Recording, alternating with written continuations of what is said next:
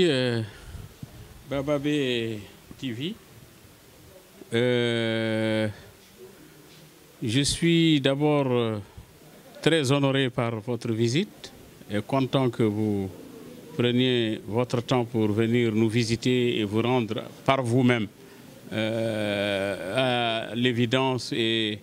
par votre professionnalisme pour déterminer un peu ce que vous avez constaté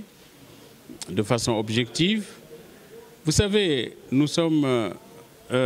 en démocratie dans une compétition électorale plus nationale,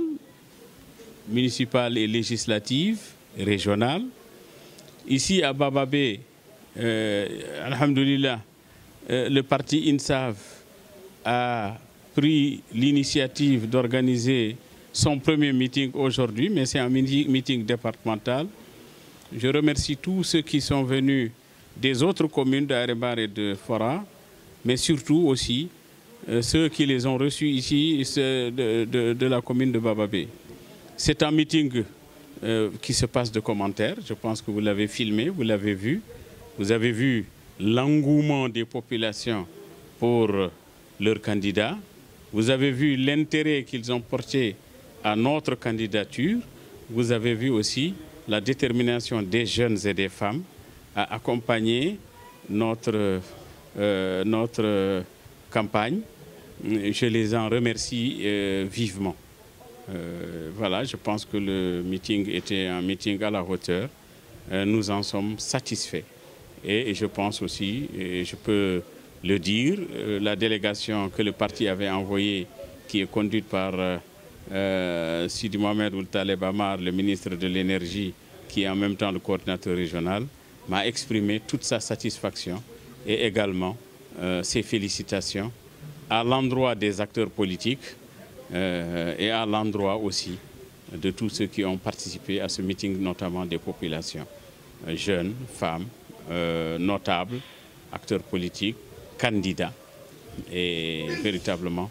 cela se passe de commentaires. Les images sont plus parlantes, je crois. Merci. Le meeting n'est qu'un élément de campagne. Bon, c'est pas seulement cela qu'il faut pour gagner une élection. C'est vrai que ça permet de montrer un peu la capacité de mobilisation des candidats. Mais il est clair qu'il y a d'autres actions à mener, il y a d'autres initiatives à prendre, notamment des initiatives de proximité. Mais aussi, il y a des programmes à dérouler. Bon, voilà, nous avons commencé à en parler un peu, mais comme c'est un meeting, on ne peut pas dérouler un programme dans un meeting. On peut à la limite...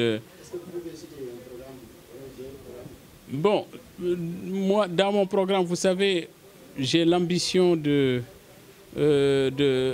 d'innover. Parce que ce programme, pour le quinquennat prochain, je l'ai dédié à la jeunesse et aux femmes. Et ce qui m'intéresse dans ce mandat, si les Bababois, en tout cas la commune de Bababé me fait confiance, comme on l'espère, je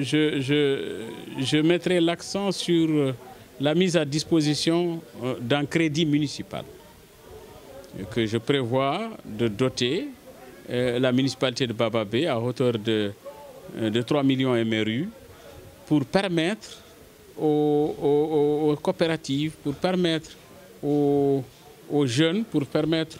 aux femmes qui ont envie de mener à bien leurs activités ou certaines activités génératrices de revenus pour les accompagner. On mettra en place une structure qui s'occupera spécialement de cela. Donc, je mobiliserai ces fonds avec le concours de mes partenaires pour accompagner tous ceux qui ont des idées qui vont dans le sens de leur permettre de créer des activités génératrices de revenus pour les fixer ici, parce que nous avons besoin que nos parents soient fixés. Nous avons besoin aussi qu'ils vivent et qu'ils vivent décemment.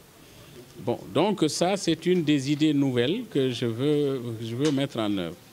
Bon, l'autre chose, c'est aussi de voir un peu l'accompagnement de la mutuelle existante de santé pour essayer d'améliorer l'assistance et l'appui aux populations. Elle fait du bon travail, mais ce n'est pas encore suffisant. Bon, l'autre volet, c'est l'agriculture. Je sais que, en tant qu'ancien directeur général de la SONADER, j'avais déjà négocié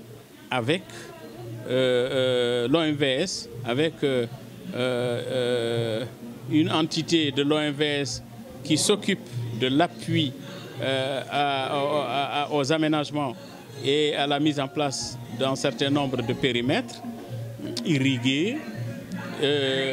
Nous avions donc convenu d'un certain nombre d'actions à mener pour permettre aux populations de s'adonner à l'agriculture pour qu'elles puissent avoir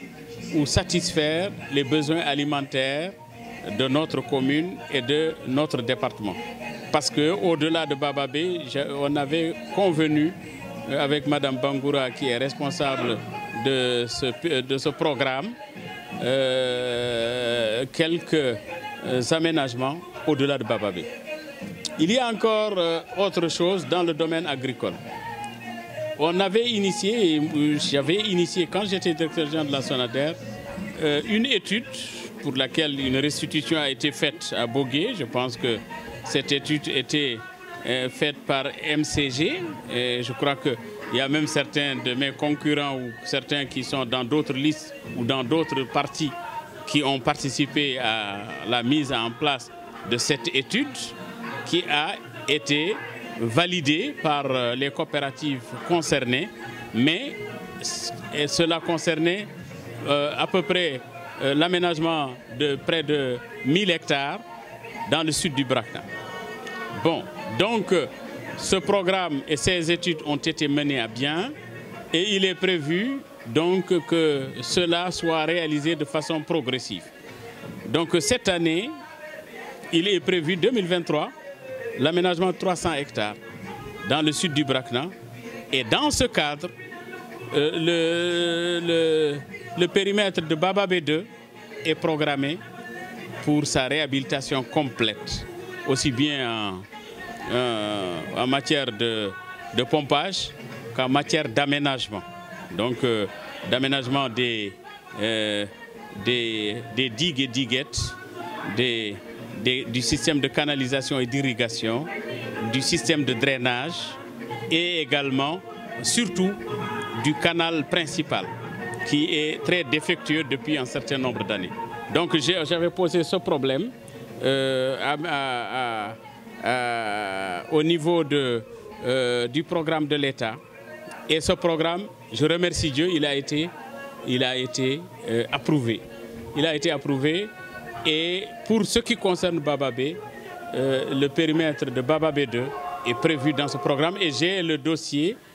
qui a été d'appel d'offres qui est envoyé à Beta. Et bon, je l'ai avec moi. Et il n'y a pas que Bababé, il y a Bababé, il y a un périmètre à Djoulom, il y a le périmètre de Mbahé, je crois.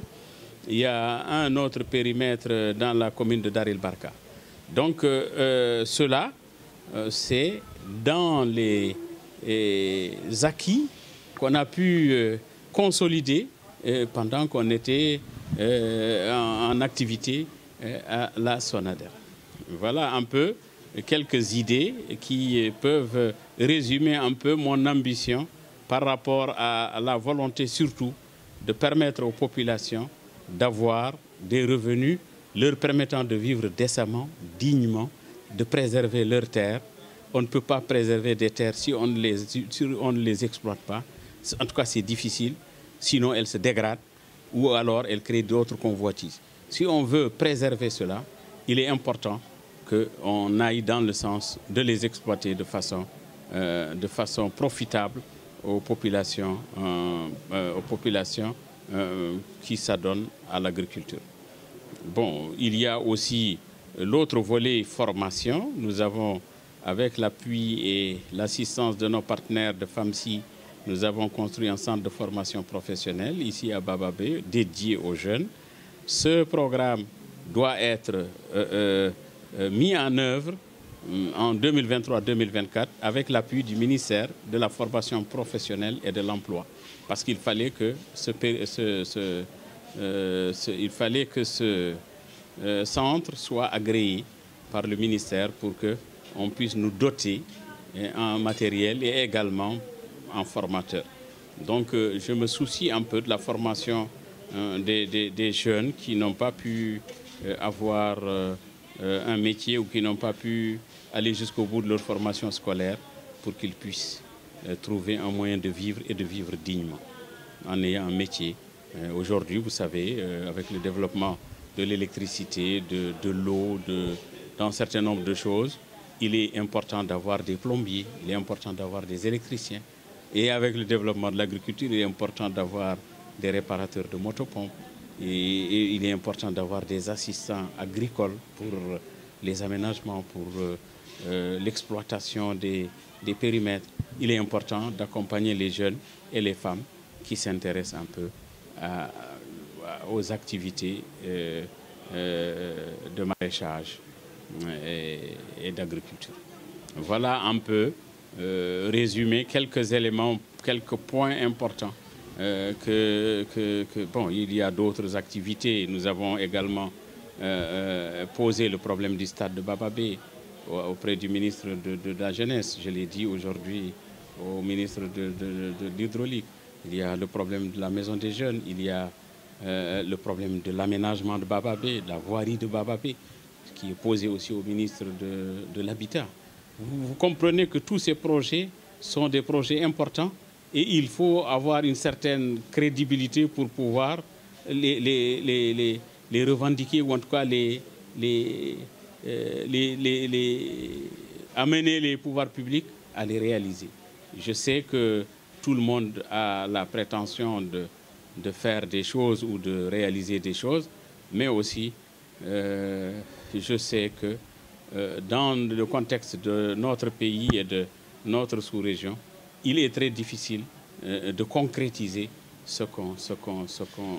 ambitionne de faire à l'échelon local. C'est pourquoi il faut des maires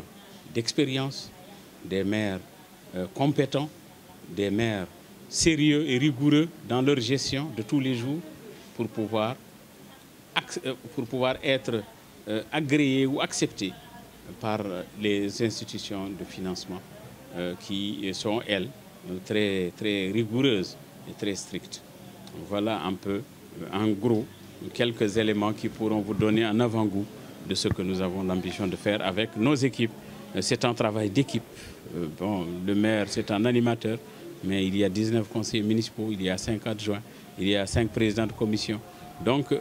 on redynamisera tout ça et on fera en sorte que les commissions soient des commissions qui feront leur travail de façon régulière et rigoureuse. Et vous avez vu un peu le conseil municipal qu'on a proposé, qui est un conseil assez rajeuni, avec des cadres d'une certaine compétence et d'une certaine expérience. On espère qu'avec tous ces éléments, on pourra faire quelque chose d'utile pour les populations. C'est moi qui vous remercie et je suis à votre disposition et à la disposition de tous ceux qui veulent comprendre ou savoir qu'est-ce qu'on a fait et qu'est-ce qu'on veut faire. Bon, il y a des gens qui discutent sur des choses qu'ils ne maîtrisent pas, mais bon, c'est pas grave. On peut toujours essayer de trouver des moyens de critiquer. C'est bien de critiquer, mais il faut que ce soit des critiques fondées sur la connaissance, pas des critiques fondées sur des a priori ou sur une ignorance de la réalité. Bon, le président Mao Tse-tung avait l'habitude de dire « sans enquête, pas droit à la parole ». Quand on ne connaît pas du sujet qu'on traite, il vaut mieux s'abstenir de le commenter ou de l'apprécier. En tout cas, la mairie est ouverte. Moi, je suis un homme ouvert. Je n'ai aucun problème. Vous avez vu, la maison est ouverte. Mes bureaux sont ouverts. Que ce soit ici à Nouakchott ou ailleurs, je suis toujours à la disposition de ceux qui ont un problème que je peux accompagner ou qui ont une vision ou qui ont besoin d'une information. Mais la vraie, quand maintenant les gens commentent sans le comprendre ou sans savoir de quoi ils parlent, bon, je les laisse ridiculiser par eux-mêmes. Bon, je comprends qu'il y ait des gens qui, bien qu'ayant été eux-mêmes les acteurs, aujourd'hui se mettent à dire autre chose que... bon, alors que c'est des gens qui ont participé. C'est eux qui ont élaboré les budgets, c'est eux qui ont contrôlé la mairie, c'est eux qui ont vérifié parce qu'il y a des règles de contrôle annuelles pour vérifier un peu l'exécution budgétaire. Parfois, je laisse à tout le monde le soin d'apprécier et de dire ce qu'il pense. Donc, en réalité, tous les conseillers municipaux, qu'ils soient avec nous ou qu'ils soient dans l'opposition, ils le savent, et je le dis solennellement, on n'a jamais voté dans la commune de Baba-Bé. Ils ont toujours apporté leurs idées, leurs contributions qu'on a toujours pris en compte. Et j'ai toujours pris en compte les idées les meilleures d'où qu'elles viennent. Hein, parce que je considère que ce qu'il faut mettre au-dessus de toute chose, c'est le développement de notre Baba-Bé. Ce n'est pas des guerres partisanes. Là, il faut aller ailleurs. Ici, c'est le développement local, c'est la proximité, c'est la vie des populations, c'est leur souci permanent et quotidien. C'est à cela qu'il faut se pencher pour leur trouver des solutions. Maintenant, dans ma nature et dans ma gestion des choses, j'ai toujours voulu que tout le monde soit au même niveau et d'information et d'implication. Donc, chacun doit avoir l'honnêteté intellectuelle de reconnaître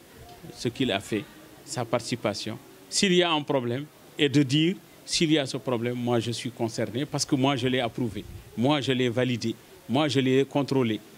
Bon, on ne peut pas faire mieux que cela. Ou s'il y a une incompréhension, posez la question pour qu'on vous l'explique. Donc moi je suis un maire, alhamdoulilah, ouvert, et je sais que je ne suis pas particulièrement attaché à certaines choses. Mon seul souci est d'accompagner mes parents, et d'accompagner les populations, et d'accompagner les jeunes, et d'aider tout le monde du mieux que je peux. Et en toute modestie, parce que j'ai simplement l'expérience. Et j'ai aussi quelques bribes de relations qui peuvent servir, si on veut s'en servir. Et je vous remercie. أعوذ بالله من الشيطان الرجيم بسم الله الرحمن الرحيم وصلى الله على نبي الكريم رب اشرح لي صدري ويسر لي أمري واحلل عقدة من لساني يفقه قولي إن هذا القرآن يهدي للتي هي أقوم ويبشر المؤمنين الذين يعملون الصالحات أن لهم أجرا كبيرا وأن الذين لا يؤمنون بالآخرة أعتدنا لهم عذابا أليما ويدعو الإنسان بالشر دعاه بالخير وكان الإنسان أجولا وجعلنا الليل والنهار آيتين فمحونا آية الليل وجعلنا آية النهار مبصرة لتبتغوا فضلا من ربكم ولتعلموا عدد السنين والحساب وكل شيء فصلناه تفصيلا وكل إنسان ألزمناه طائره في عنقه ونخرج له يوم القيامة كتابا يلقاه منشورا اقرأ كتابك كفى بنفسك اليوم عليك حسيبا من اهتدى فإنما يهتدي لنفسه ومن ضل فإنما يدل عليها صدق الله العظيم.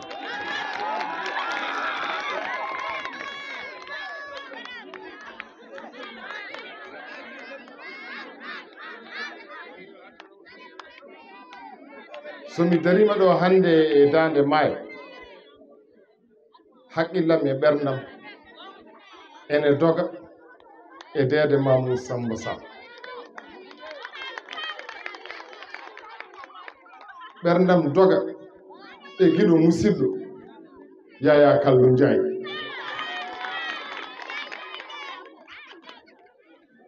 ɓi nenam Alsane Mika Tall yo Allah yurmoɓe yaafoɓe harnaɓe aljanna en neldiɓe duwaw en janganiɓe qur'ana yo toon ɓuuɓanɓe firdaus jannatul firdaus yo won foftorde maɓɓe haqqillami miijam doga e gorko moƴƴo dande mayanajo jiɗɗo dande mayanajo dede Samba Lammasi mo sellani hande oɗo saaha mi ñaaganima ɗum jam e kisal ɓural e ɓamtare yo Allah sellin sembina yo Allah addu jiidal o arta ha ɗo e dande ma yo jaɓɓoɗen mo kuufermo en neldimo duwaw à partir de dande ma yo faade États-Unis en duwanima dendagal bandiraɓe men wonɓe Italie France Canada e États-Unis gila en pawiɗumen juuɗe dede men Allah jikkosa kamɓe fof no ɓe potiri rewoyo wargo e tinnogol maɓɓe e gendi men juude yo Allah aynu reeno yo Allah suuru ɓesgu dande maayo hande noon Malick Ba présentora ko e dande maayo min ko ɗo jeeyani komi dande maayo naajo hande ɗo mi wona babanajo komi dande maayo naajo garmi koɗo piɗmiɗo dasmi mbotam somi ari mboɗo ƴeewa faamide ɓiɓɓe dande maayo naaɓe yo jaade en garmi koye fasɓam garmi koye musibam garmi koye yimbam hay babannajo goto ɓurnani kam goto e dande maayo naaɓe kadi ko ɗum goonga e yam mi arata e moɗon mboɗo wiya ɓinguel kaw ɓinguel nene bandam tinno wallam non komi gonɗo dande maayo fini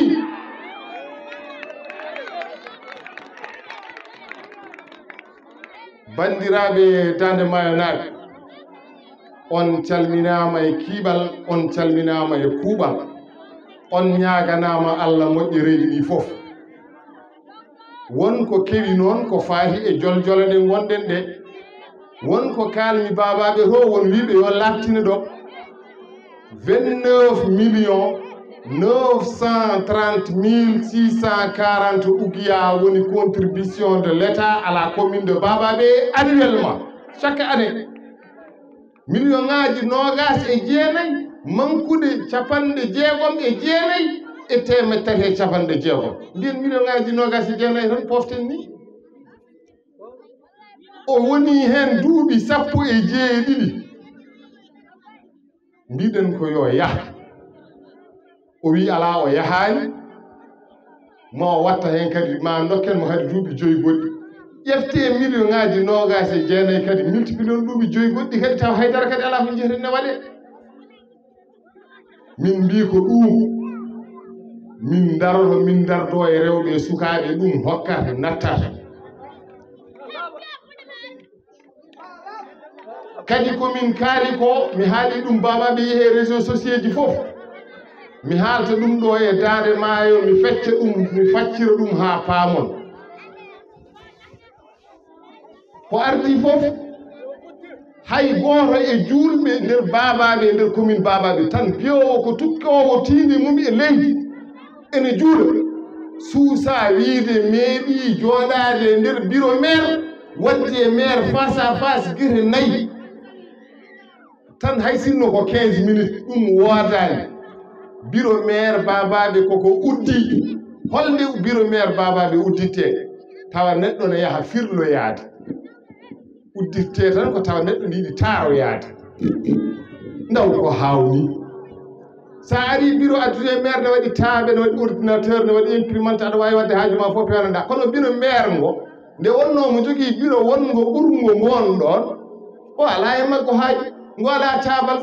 go ala haydara walla yimɓe ne jiiɗi wottade walla wadde ɗasine mbaɗa toon ɗasine bureau maire uddire walla neɗɗo yiɗi heblade nawe nder bureau maire ne waɗi 12 heblo ɗum ɗo onon duuɓi sappo e jeeɗiɗi yonani min mbi ko yoni min jiiɗa bureau maire nde yahere tan kode firloyde tarodde ɗum tan bureau maire yahere min jiiɗa ɗum kadi haqqillaji e ɓerɗe natti nangude ɗum onon sukaɓe tinnoɗe daroɗe dadɗo en mbiyani eɗen kela en mbiyani eɗen piya en mbiyani eɗen bonna mbiɗen ko eɗen pewna so tawi Allah ne hokkuma biro wonno falillahi alhamdu gonɗon dawe mum suba kay kiiɗo jamma e ñalawma ɓesgu commune babaɓe o noon ne jogui biro ene ƴefta goto e ɓiɓɓe ɓesgu commune babaɓe o jooɗo hen so neɗɗo fini darde maayo ne jogui probléme commune so naati naata bureau maire joddo e maire waɗa face à face on maire nani son gari on gona arani darde maayo naaɓe bisimilla mon bureau maire babaɓe mi yiɗa kadi wonde maire commune babaɓe juuɗe jeerinaɓe ne jaaji hen abarinaɓe ne jaaji hen wuro jeerinaɓe e hoccere cuɓorinaɓe e fone jeerinaɓe wonwonnaɓe ne jaaji hen ɓesgu babaɓe winde ñawore o winde ñawore to ne yaaji hen madina babaɓe hay maɓe ama ibrahima ne yaaji hen taw on noon jadani hen te ko ɗo jeeyami ɗon nasin goto komi garanɗo gueɗelam ha timma mboɗo jogui hen droit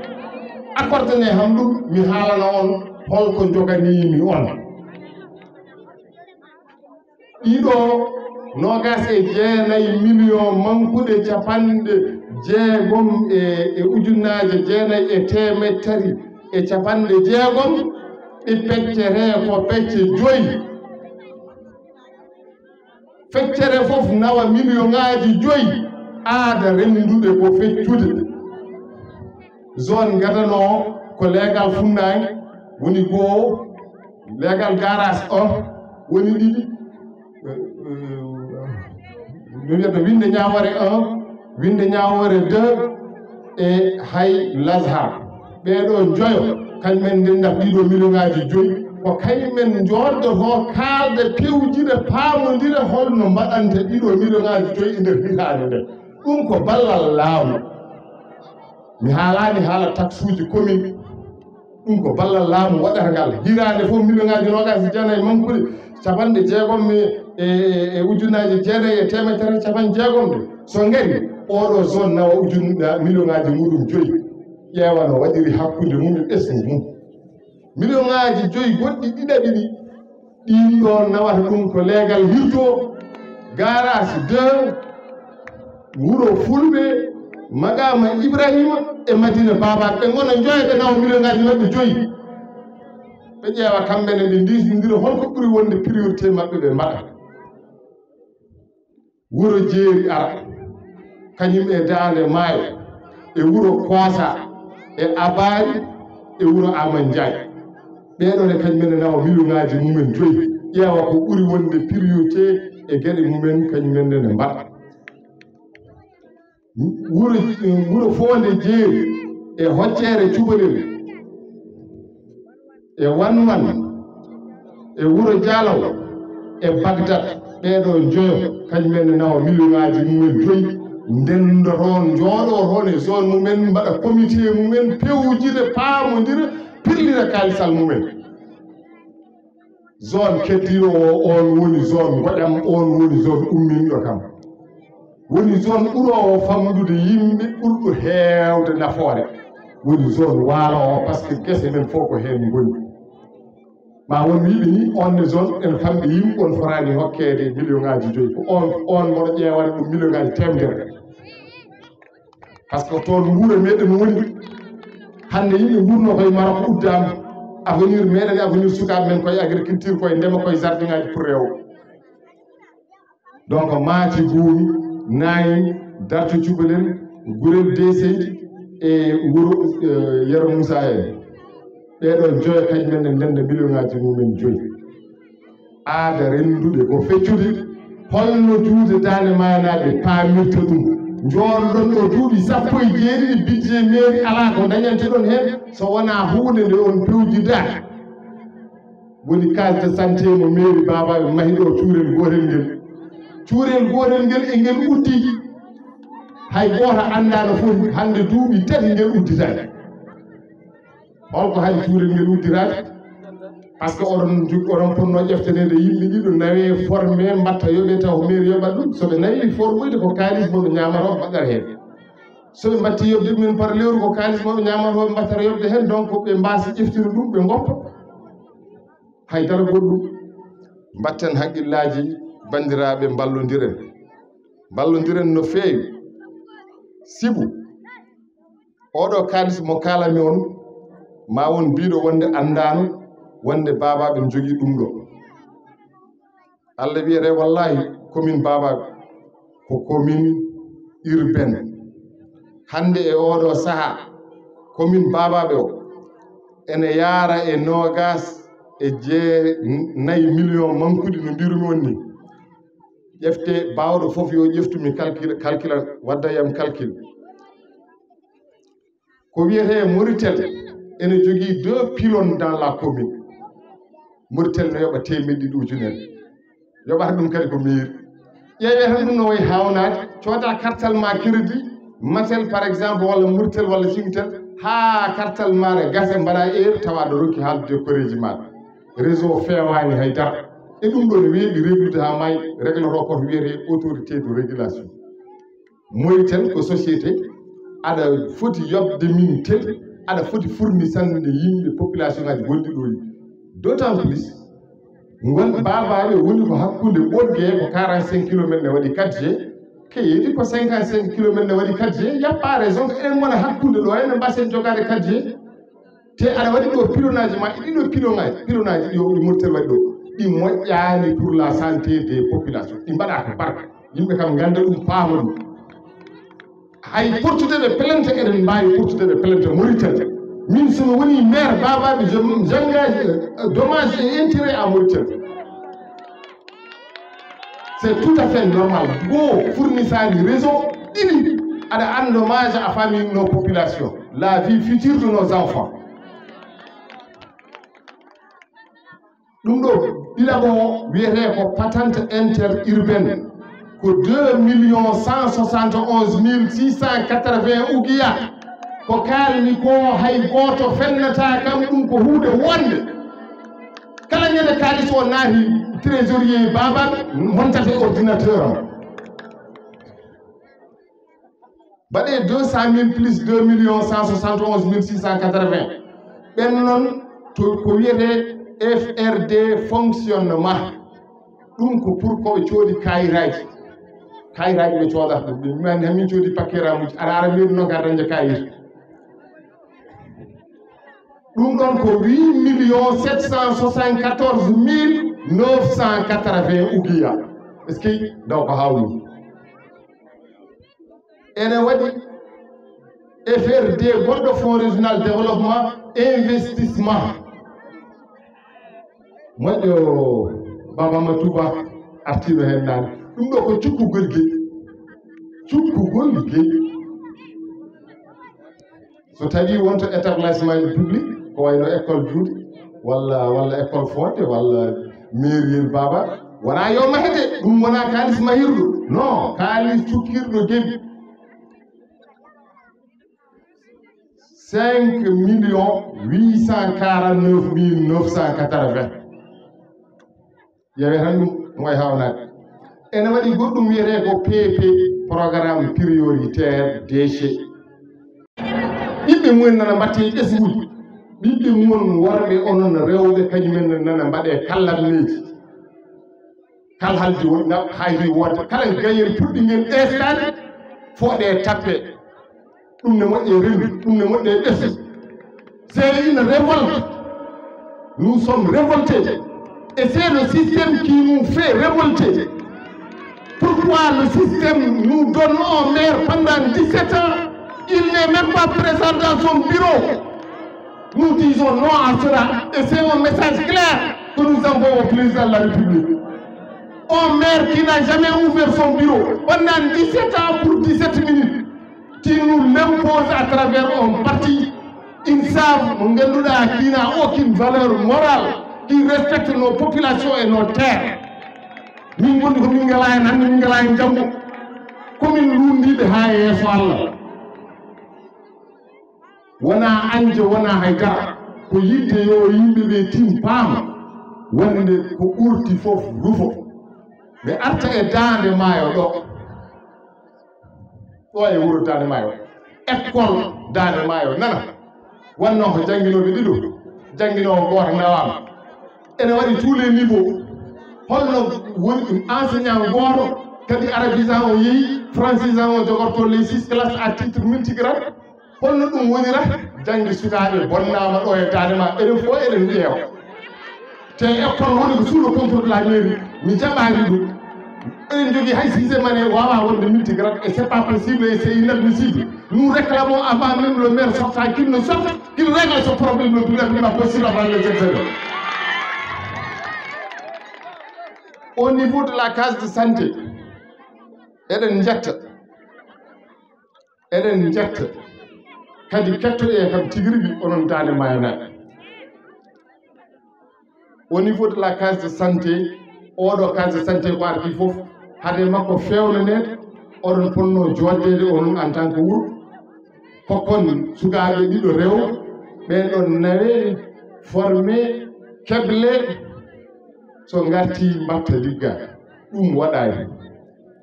ɓe uddi ɗum duuɓi tati uddiniɓe ɗum ɓe mbiyata koɓe ngala matériel taw ɗiɗo 28 930 640 ene ronki ittede hen ko soda matériel ala ɗum waɗatani holko haɗi ɗum waɗede mboɗo namdi on ko haɗi ɗum waɗede matériel eɗen jetta baɗɗo hen matériel o no feewi eɗen jetta baɗɗo hen matériel o no feewi e kadi onon juude dande maynaɓe oɗon gandi baɗɗo hen matériel o eɗen mbiyamo Seydi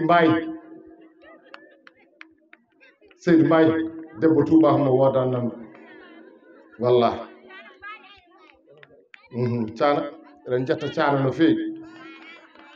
dande maayo hol probléme muɗum so tawi woni a faami mairie hay waɗande ɗum hay on mahi hay ekkude on mbawa on uddata so wonti ha neɗɗo Touba goɗɗo garnoɗo ne wonde yimɓe ne yiɗi ɗumen ene équipani ɗumen woni moindre ma joni ham gadde yimɓe kam guddi toon eɗen namdiɓe le plus rapidement avec ndungu yo centre yo case de santé juuɗe o yo uddite ɗum ko hunde ɓurde yaccade so ɗum ɓenni haken gonnoɗo ɗo henno o yeehi nde wonno ala traçabilité e ko yimɓe mbaɗata ko won arnoɓe ɗo henna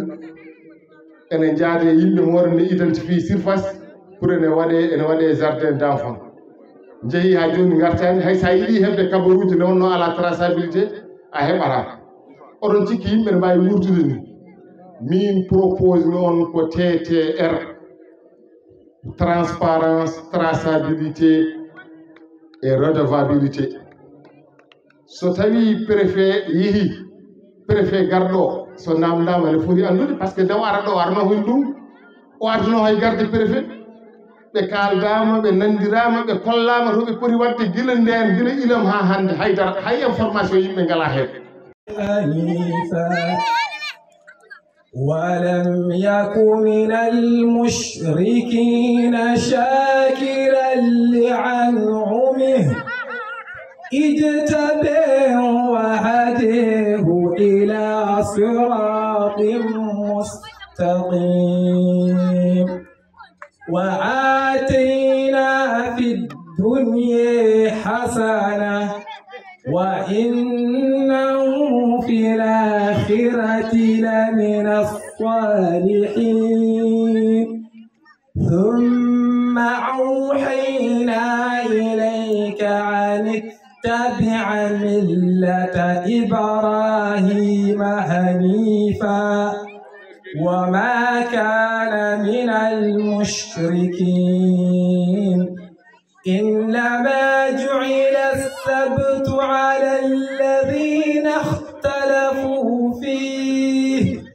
وإن ربك ليحكم بينهم يوم القيامة فيما كانوا فيه يختلفون ادع إلى سبيل ربك بالحكمة والموعظة الحسنة وجادلهم بالتي هي أحسن إن ربك هو أعلم بمن دل عن سبيله وهو أعلم بالمهتدين.